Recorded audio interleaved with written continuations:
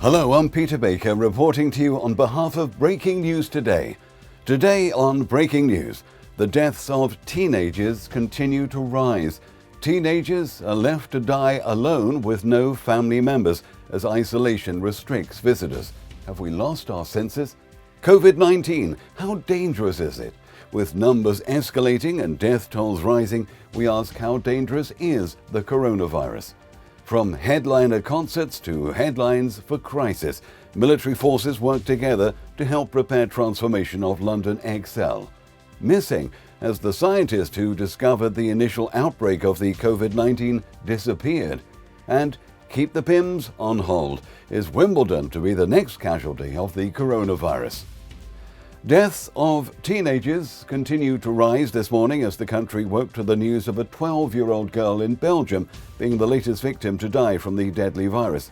Also, teens in Middlesex and London in the UK are dying alone as restrictions do not allow visitors.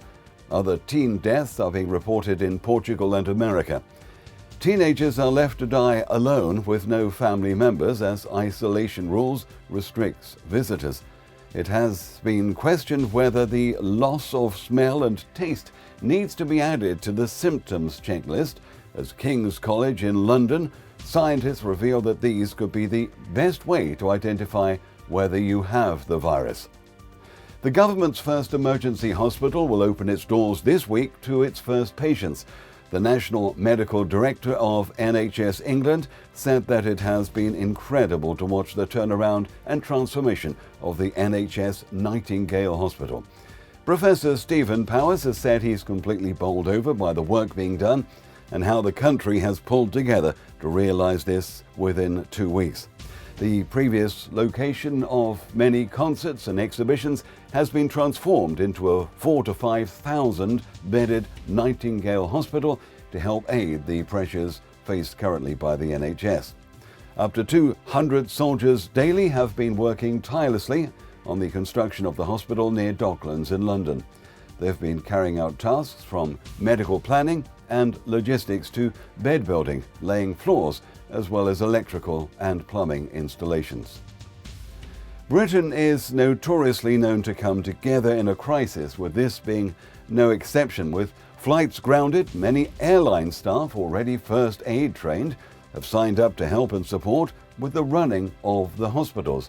There's been an extraordinary team effort seen on behalf of nurses, doctors and therapists, as well as pharmacists across the country, in an effort to help work together to control the spread of COVID-19.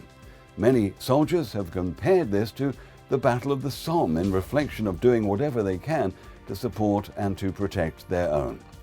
Still to come, where has the journalist disappeared that discovered the coronavirus? And will the Pims be left on hold as Wimbledon is set to be the next event to be cancelled?